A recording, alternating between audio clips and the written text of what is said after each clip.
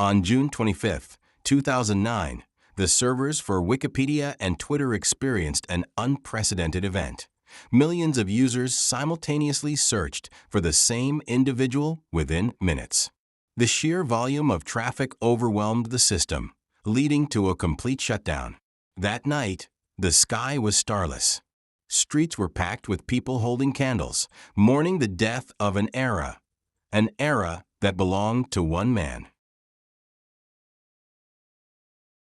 On August 29, 1958, Michael Jackson was born into a black family in Gary, Indiana, USA. His family was far from affluent. With 9 children to feed and care for, the Jackson household lived a life of frugality, carefully managing every expense. Despite these hardships, Michael's parents never gave up on their passion for music. Both had pursued music in their youth, but life circumstances had prevented them from realizing their dreams. When they had children, they shifted those dreams onto the shoulders of their offspring, especially Michael. This dream, however, was as heavy as it was unrelenting. In 1958, America was still grappling with systemic racism, and the civil rights movement was only beginning to take root. For a black child to aspire to stardom seemed almost impossible. This reality fueled Michael's father's relentless ambition, which he channeled into rigorous and often brutal discipline. At just 5 years old, Michael began enduring a grueling routine. His days started like those of any child attending school, but his afternoons and evenings were consumed by hours of intense practice. After these training sessions, Michael and his brothers performed at local venues late into the night. Only when these performances ended could Michael turn to his schoolwork, which he often completed in the early hours of the morning, well past 2 a.m. The demands didn't stop at his schedule. Michael's father was infamously strict, and even minor mistakes during practice were met with severe punishments, including physical beatings. While most children his age enjoyed carefree play, Michael's childhood was dominated by fear, darkness, and an overwhelming sense of obligation. Despite his immense natural talent, the challenges of his environment remained unchanged. The relentless cycle of training and performing took a toll on Michael, leaving deep psychological scars. However, this intense regimen also bore fruit. By 1964, Michael and his brothers had formed the Jackson 5. They quickly gained attention, releasing albums that showcased their talents.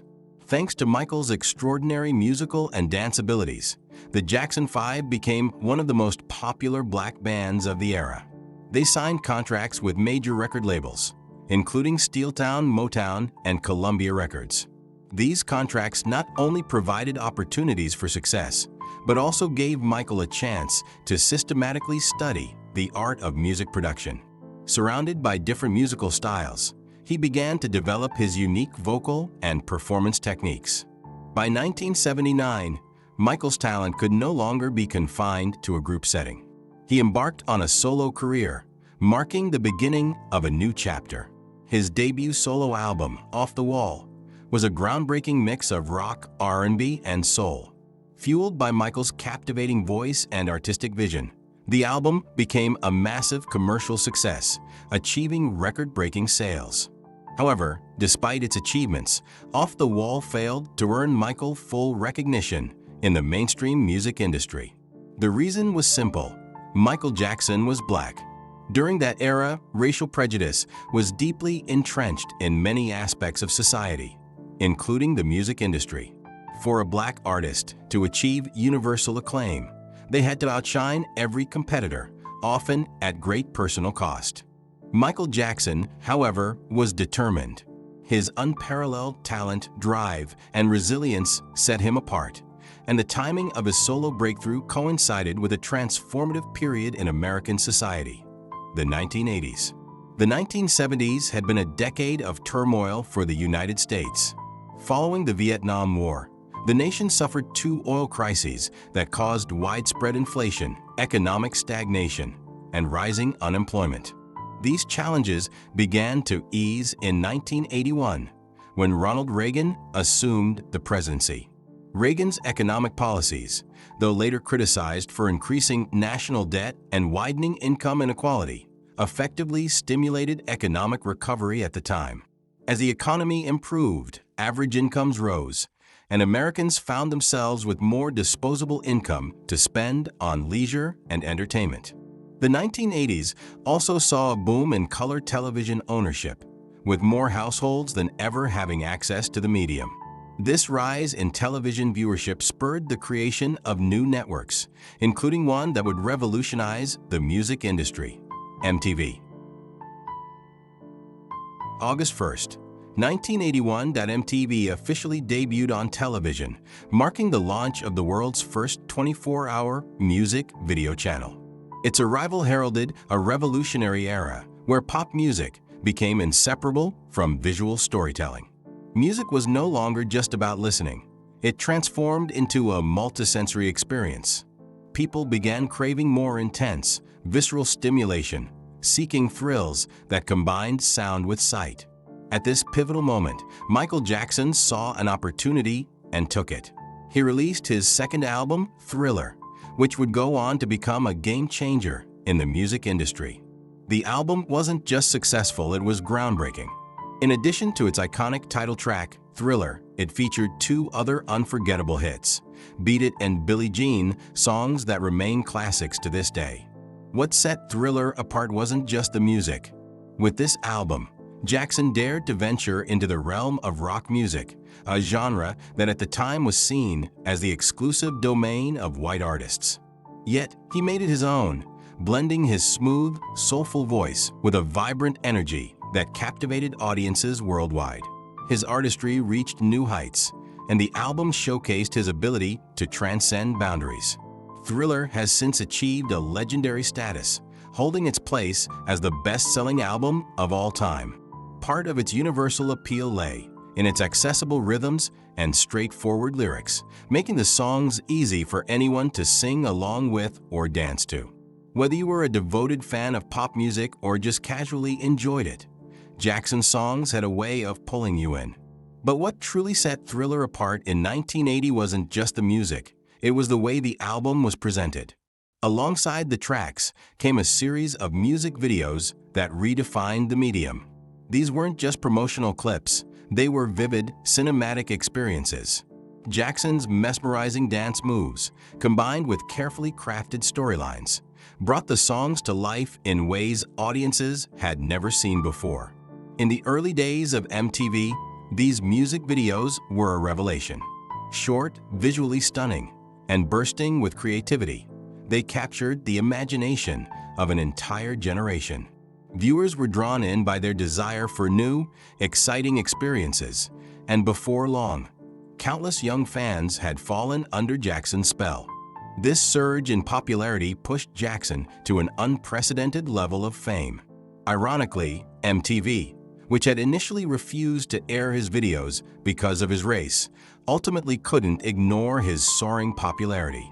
Jackson became the first Black artist to dominate MTV's airwaves, breaking barriers and proving that talent could not be denied. At just 24 years old, Michael Jackson stood at the pinnacle of success. He had silenced doubters and shattered prejudices, showing the world what he was capable of. From a young Black artist breaking into a predominantly white industry to becoming a global superstar, Jackson's rise was nothing short of extraordinary.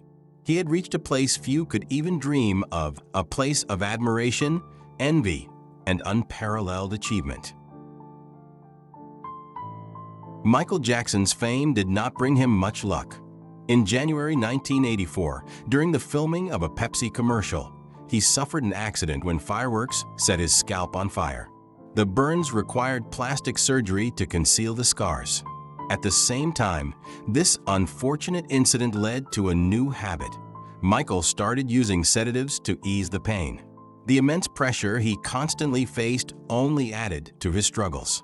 His schedule was packed with performances and events, leaving little room for rest.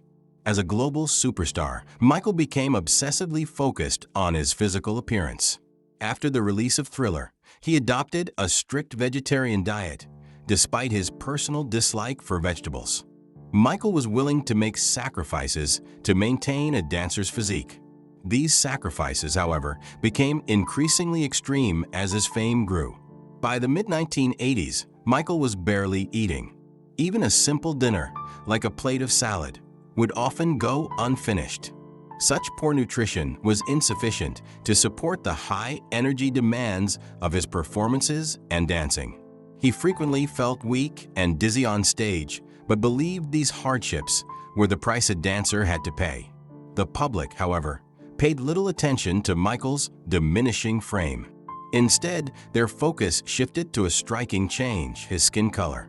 By the mid-1980s, Michael's once deep brown complexion began to noticeably lighten. This mysterious transformation sparked widespread speculation. The media turned its scrutiny on the megastar, accusing him of betraying his race by bleaching his skin. As public opinion soured, rumors spread like wildfire. People claimed he slept in a hyperbaric chamber to slow aging. Others suggested he was an alien or cursed. The barrage of gossip, accusations, and relentless pressure seemed unending. Despite it all, Michael held onto hope for the world. He believed that his music could bring a bit of light to an unfair and harsh reality. This belief inspired him to sing "We Are the World." Later, in 1991, he released his 8th studio album, Dangerous, which included the powerful anthem "Heal the World." Dangerous was met with critical acclaim, and Michael Jackson's fame soared once again to unprecedented heights. Michael Jackson embarked on a world tour that was met with overwhelming enthusiasm. However, amidst the height of his performances, he was served with a lawsuit. In the summer of 1993, a man named Evan Chandler accused Michael Jackson of sexually abusing his son, Jordan Chandler. Evan, who had previously shared a friendly relationship with Michael, had a strained bond with his son due to years of neglect. When he discovered from tabloid gossip that Michael Jackson's relationship with Jordan had grown closer than his own, jealousy consumed him. He then decided to extort money from Michael by accusing him of child molestation. If such accusations were leveled against an ordinary person, the truth might have prevailed without much fanfare. But for an international superstar, the stakes were far higher. The moment these allegations became public, hundreds of tabloid outlets sprang into action. To increase profits and drive up circulation, they resorted to underhanded tactics. They sought out Michael's adversaries to fabricate testimony, purchased unfavorable evidence from police sources, and exaggerated these claims to publish sensational stories issue after issue. During the early and middle stages of the case, Evan Chandler and his son proposed multiple out-of-court settlements. Michael Jackson rejected each offer, firmly believing that the truth was on his side and that the world would eventually recognize his innocence. But he was mistaken, gravely mistaken. Society proved to be far more flawed than he had anticipated. In December 1993, Michael was subjected to a humiliating full-body examination by the authorities. This invasive procedure deeply hurt him. Meanwhile, both his management and insurance companies, unwilling to endure the prolonged financial losses caused by the scandal, pressured him to settle with Evan Chandler. Ultimately, the case concluded with Michael Jackson paying $22 million as part of a settlement. In a cruel twist of irony, justice in the courtroom became a mockery. Disillusioned by the experience, Michael Jackson lost faith in the world around him. His reliance on medication grew, and his health began to deteriorate. June 1995. Michael Jackson released History, one of the most iconic albums of his later career. Despite enduring so much injustice, his voice remained gentle. During the golden years of his singing career, Michael Jackson performed countless songs, urging people to care for and protect this fragile world. His heart was with humanity, yet humanity did not always reciprocate. In 2003, the media accused Michael Jackson of child molestation, dragging him into court. However, concrete evidence to support the case was scarce. Despite this, The police arrested him immediately. Although the case ultimately ended in Michael Jackson's favor, it shattered the last shred of hope he had for this world. Under immense pressure, Michael Jackson began relying heavily on medication to relieve his stress. By 2005, he had left the United States and rarely appeared in public afterward. January 2009. It was a day to remember. After years of living away from the public eye, Michael Jackson announced his comeback tour, This Is It. However, the comeback brought with it immense pressure. To endure the intense rehearsals and performances, Michael Jackson resorted to using a sedative called propofol to aid his sleep. But tragedy struck. On an otherwise ordinary night, his personal doctor administered propofol once again, this time using an 4-drip to deliver a continuous low dose. Unlike previous instances, this dose did not induce the usual moderate sedation. Instead, it plunged Michael Jackson into deep sedation, causing him to stop breathing on his own. The legendary superstar who had ruled an era slipped away forever in his sleep. That night, there were no stars in the sky because the brightest star had fallen. Mourners held candles aloft, illuminating the dark night.